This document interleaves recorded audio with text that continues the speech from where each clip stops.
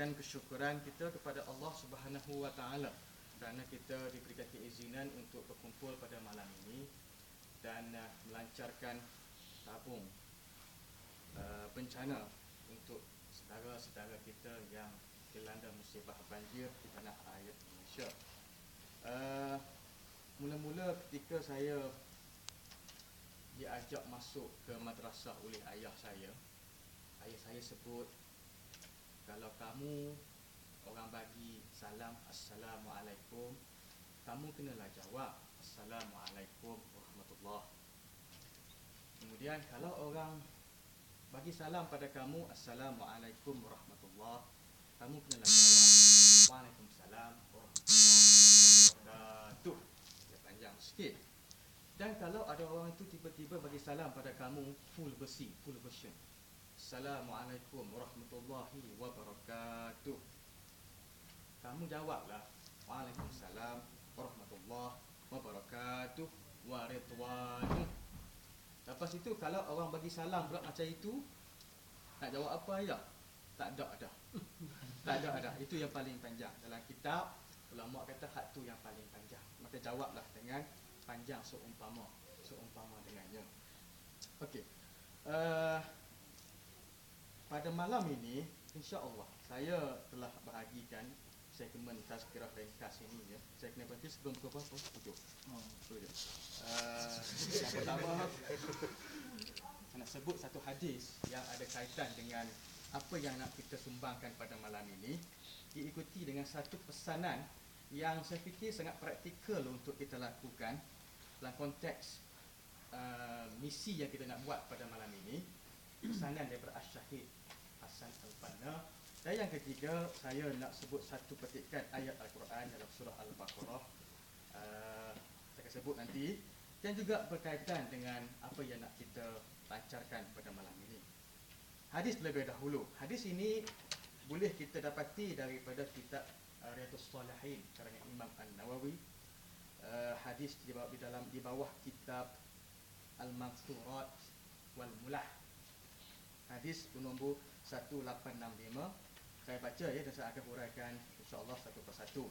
An Abi Hurairah anna Rasulullah sallallahu alaihi wasallam qala rajulun la atasaddaqanna bisadaqah. Hadis ini berkaitan terlebih dahulu berkaitan dengan seorang lelaki soleh yang hidup pada zaman itu yang tersilap dalam memberi sedekah. Silap di mana? Dia memberi sedekah yang pertama kepada seorang pencuri. Yang kedua, dia silap beri sedekah derma ikhlas, iaitu sumbangan iaitu kepada perempuan pelacur. Dan yang ketiga, dia tersilap memberi sedekah kepada seorang lelaki yang kaya raya.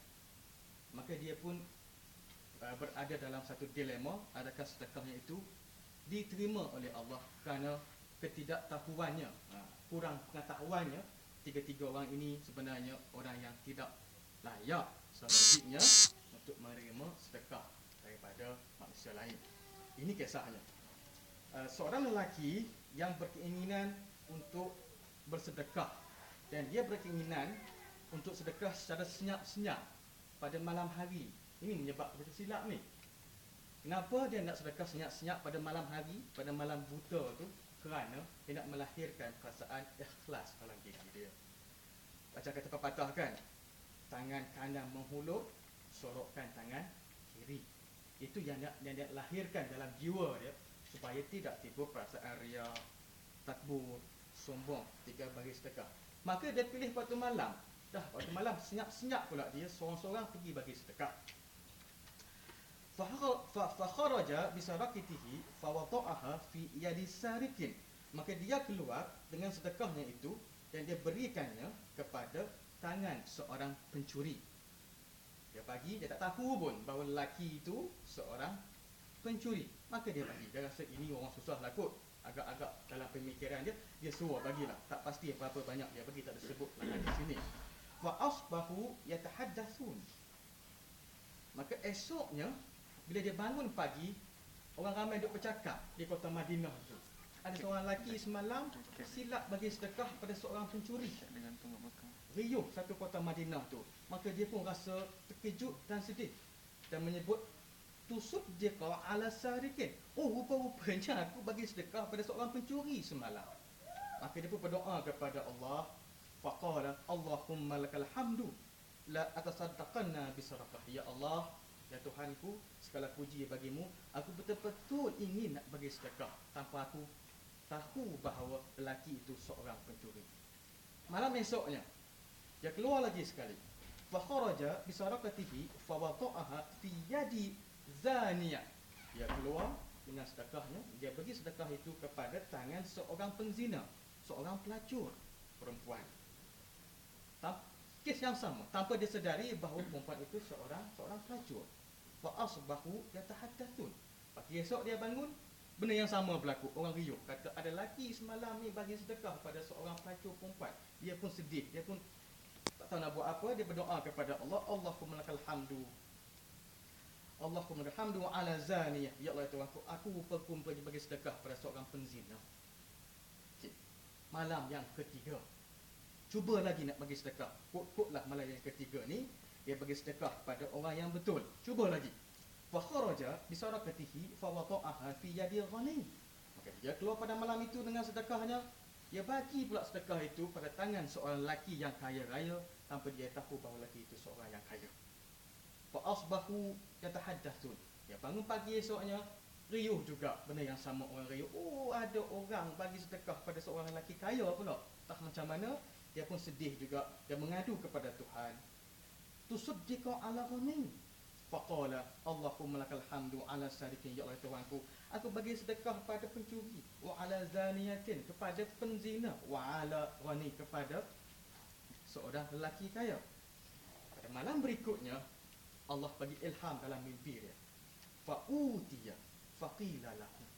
Allah bagi ilham dalam mimpi dia dan berkata kepada lelaki itu, amma sadaqatuka ala sarikin, sesungguhnya sedekah kamu itu kepada pencuri itu, fala'allahu, semoga mudah-mudahan pencuri itu bila dia terima sedekah kamu itu, ayyasta'ifa an sariqatihi, supaya dia bertobat, supaya dia tak buat lagi kegiatan tabiat mencurinya itu. Wa amma dzaniyah, dan sedekah kamu pula kepada penzina ini, kepada pelacur ini, fala'allaha tasta'ifu an zinaha, mudah-mudahan dengan sedekah kamu itu pelacur ini bertobat daripada melakukan kegiatan pelacurannya.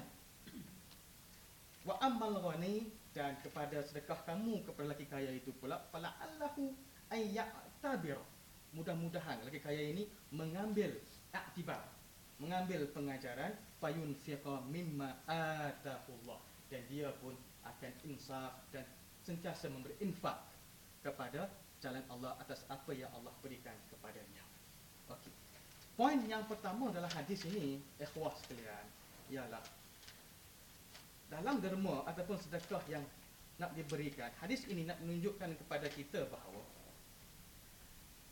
kata kunci yang pertama ialah ikhlas. Itu yang penting. Ikhlas. Tak kiralah dengan siapa kita bagi derma itu. Bila ada saja perasaan ikhlas itu, maka hadis ini nak menunjukkan kepada kita derma kita itu, walaupun 10 pi, itu banyak juga tu, walaupun 1 pi pada pandangan Allah, kita lahirkan, kita berikan dengan perasaan ikhlas mata-mata, maka pada sisi Allah ganjarannya sangat besar. Itu yang pertama. Yang kedua, nak bagi derma ini, metod ataupun kaedah yang terbaik ialah dengan melakukannya secara senyap-senyap. Itu yang terbaik. Saya tak kata kita nak bagi derma itu kita buat publicity, kita war-warkan, kita takat gambar senyum kan dengan mukcek yang besar-besar, itu tak boleh. Sedekah itu tetap sah. Cuma dalam kes yang seperti itu, barangkali, Allahu a'lam, barangkali kita tak nak milih hati orang, tak nampak kan? Tak nak belah hati orang tengok ikhlas ke kamu. Allahu a'lam. Barangkali tidak ada di situ satu juzuk pun daripada keikhlasan. Barangkali. Maka sebab itulah derma ini sebaik-baiknya dilakukan dalam keadaan yang senyap-senyap. Jangan fikir kawan kita tu diam-diam di rumah kan. Kita bila datang orang datang tak derma di rumah kita, dia tak pernah bagi satu sen pun. Jangan fikir dia tak pernah menderma. Mungkin dia sekarang kita ada kemudahan online banking kan. Tiba-tiba semalam dia derma RM1,000. Nah, lebih banyak pada kita derma hari ni pada orang tu RM10.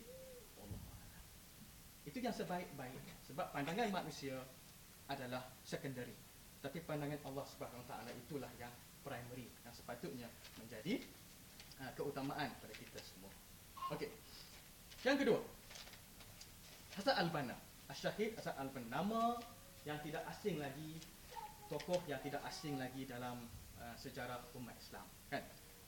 Pengasas, ketua, Mursyidul Am, apalah istilah yang kita nak gunakan kepada kumpulan Ikhwan Muslimin yang di Mesir sekarang.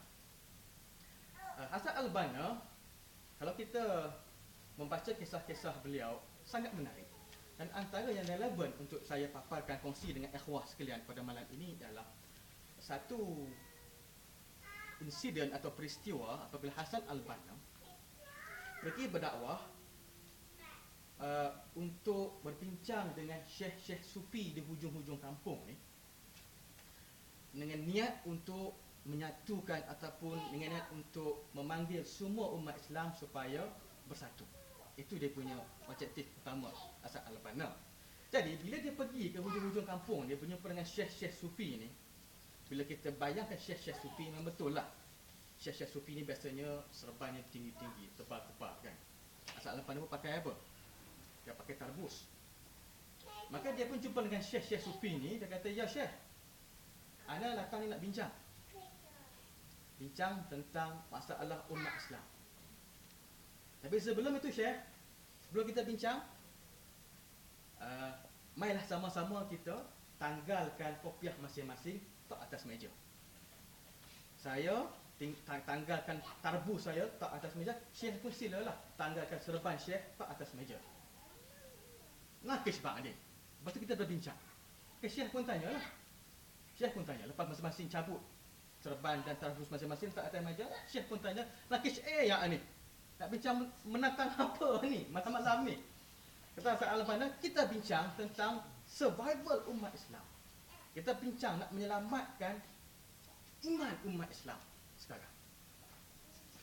Sebab itulah ya, kenapa Hasan al-Banna, apa hikmah ya, apa pengajarannya Hasan al-Banna minta syekh itu dan dia sendiri tanggalkan kopiah masing-masing, tanggalkan jubah, tanggalkan serban dan tarbus masing-masing. Kerana perbincangan yang nak dimulakan itu antara mereka berdua biarlah datang dari hati ke hati, tanpa dipengaruhi oleh sentimen kepentingan jemaah masing-masing, sentimen kepentingan kumpulan masing-masing. Tak payah masing-masing, hantar dengan anak sama-sama Islam. Kita berbincang. Di USM, nak share sikit lah, di USM, sebab saya di USM, saya mengajar di USM. Antara komen yang kami dapat daripada pelajar postgraduate, bila kita minta orang buat satu assignment dalam kumpulan kan, dan pelajar-pelajar ni tak semuanya macam antum ya. Ada pelajar ni yang dah bekerja lama, dia sambung belajar. Ada yang polis yang dah berpangkat ni, paku penuh ni. Ada major yang dah berpangkat kilat-kilat sini. Ada guru besar sekolah rendah yang dah senior. Bila dia masuk ke dalam kuliah, dalam perbincangan tu, masing-masing ni pakai uniform. Polis dengan uniform dia berpaku, silang-silang di sini dengan topi dia, askar dengan cara askar. Guru besar pula dengan blazer dan necktie dia yang besar sejadah tu kan, masuk dalam kuliah. Bincang. Masalah timbul bila berbincang, masing-masing sukar nak mencari kata sepakat, nak menghasilkan satu assignment je pun. Sebab polis dengan cara ego polisnya, guru besar dengan cara ego guru besar dia. Itu masalah. Kalau masing-masing itu cabut uniform masing-masing, saya fikir mungkinlah ya, ego kita itu tercabut sekali dengan uniform kita. Itu pengajaran atau hikmah kenapa Hasan al-Banna mengajak syekh itu dengan dia cabut masing-masing supaya ego kita itu pun tercabut masing-masing. Kan? Bincang. Nah sekali syekh ini kata susah. Sebab Hasan al-Banna banyaklah bagi cadangan. Saya pun tak ingat apa cadangan. Banyak cadangan. Syekh ni tolak satu persatu, kata ini susah nak buat lah. Tak mau. Ini malas nak buat. pendek kata, Syekh ini tak mau buatlah banyaklah cadangan Asal Albana ini. Maka Asal Albana pun kata, ini penting, ingat, ini penting. Asal Albana kata, last kali dia kata, beginilah Syekh. Kalau Syekh tak nak buat semua perkara kebaikan, Syekh jangan tinggalkan semua perkara kebaikan. Kalau kita tak nak buat semua kebaikan yang ada dalam dunia ni, janganlah tinggal satu pun. Jangan tinggal semua sekali. Buatlah kurang-kurangnya satu. Kalau mampu kuat sikit, buatlah 3. Maka pada malam ini kita ada peluang untuk buat satu kebaikan. Kita nak menyumbang derma. Kalau sebelum ni susah kita nak buat kebaikan, tak berjumpa masa nak buat kebaikan, ini malam ini peluang kita nak buat kebaikan, peluang keemasan. Kalau kita tak mengambil peluang ini, kita manusia yang paling dan sangat rugi dalam sejarah umat manusia pernah ada. Sekurang-kurangnya itu pesan Asal Albana kepada kita semua. Okey. Dan yang ketiga, saya nak petik satu ayat Al-Quran dalam surah Al-Baqarah ayat 261, 262 dan 263. Ayat ini berkaitan terus dengan bagaimana Allah memuji manusia yang menderma ataupun yang menyumbang fi sabilillah. Bismillahirrahmanirrahim. Mathalul ladzina yunfiquna amwalahum fi sabilillah. Perumpamaan nafkah, perumpamaan orang-orang yang menafkahkan hartanya di jalan Allah. Kamathali habbatin, seumpama dengan sebiji benih, ambatat sab'a sanabila, yang tumbuh padanya itu 7 tangkai. Perumpamaannya seperti satu biji benih tumbuh, dan tumbuh padanya pula 7 tangkai. Fi kulli sumbulatin mi'atu habbah. Pada setiap tangkai itu 7 tadi itu tumbuh pula ada pula 100 biji benih yang lain. Berapa sekali? 100 kali 7, 700. Asal satu sahaja tumbuh naik 7 tangkai, maka jadi 700. 700 kali ganda perumpamaannya. Wallahu yudha'ifu liman yasha' wallahu wasi'un alim. Itulah caranya Allah nak melipat gandakan ganjaran orang yang menginfak pada jalan Allah. Wallahu wasi'un alim. Dan Allah itulah yang maha luas kurnianya, lagi maha mengetahui. Ayat yang berikutnya 262, Allah menyebut alladzina yunfiquna amwalahum fi sabilillah. Orang-orang yang menafkahkan hartanya di jalan Allah, summa la yutbi'una ma anfaqu. Kemudian mereka tidak mengiringi apa yang mereka nafkahkan itu. Manna wala adallahum ajruhum 'inda rabbihim, dengan menyebut-nyebut, dengan mengungkit-ungkit pemberiannya itu. Dah bagi RM1, ungkit pula. Aku dah bagi RM1, mengungkit pemberiannya, ataupun menyakiti orang yang meminta-minta sedekah itu. Lahum ajruhum 'inda rabbihim, kepada mereka itu pahala yang besar di sisi Tuhan mereka. Wala khaufun 'alaihim wala hum yahzanun. Tidak ada kekhawatiran terhadap mereka dan tidak mula mereka bersedih hati. Apakah yang dia maksudkan dengan mengungkit pemberian itu? Maka Allah sebut dalam ayat berikutnya 263, qaulun ma'rufun wa maghfiratun. Kata-kata yang baik itu dan kata-kata memberi maaf itu khairun, lebih baik daripada sadaqatin yatba'uha adha, daripada sedekah yang kita iringi dengan kata-kata kesan. Contohnya, kita bagi sedekah pada seorang miskin.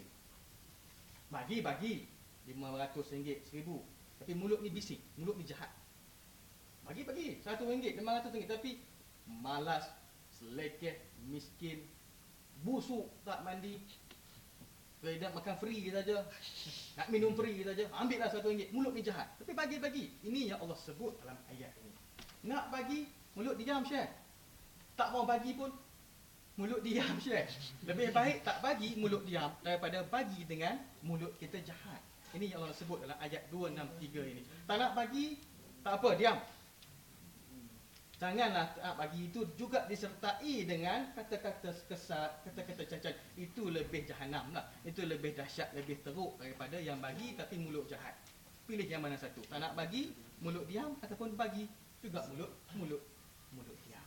Itu kaedahnya. Oleh itu, ikhwah sekalian, saya dengar ada misi lepas ini nak mengutip dana dari rumah ke rumah, ya. Pakai nasihat saya lah kalau berlaku lah, kalau ada lah kan.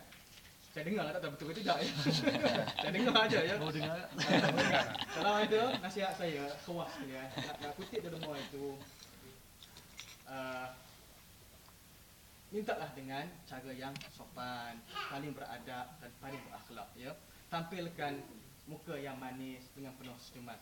Sebab Nabi pernah menyebut dalam hadis lain, senyuman itu juga bermuka manis dan senyum itu juga merupakan satu sedekah kepada umat Islam yang lain. Maka buatlah dengan cara yang paling beradab dan cara yang paling manis. Mudah-mudahan terbukalah hati orang itu untuk menghulurkan sedikit bantuan dana kepada misi yang nak kita lancarkan ini, dan mudah-mudahan apa yang kita buatkan itu akan mendapat ganjaran yang besar dari Allah Subhanahu wa taala. Dan kita berdoa moga-moga apa yang kita bincangkan pada malam ini ada manfaatnya, dan silalah tolonglah sampaikan kepada kawan-kawan kita yang tak dapat hadir pada malam ini. Mudah-mudahan mereka juga akan mendapat manfaat yang besar seperti yang kita dapat pada malam ini. Man dalla ala khair falahu mislu ajri fa'ilih. Nabi menyebut barang siapa yang menunjukkan ke arah kebaikan, maka untuknya itu pahala yang sama dengan orang yang melakukan kebaikan itu. Dan Assalamualaikum warahmatullahi wabarakatuh. Waalaikumsalam warahmatullahi wabarakatuh. Jazakallahu khairan. Terima kasih kepada Ustaz Farid atas segera yang disampaikan.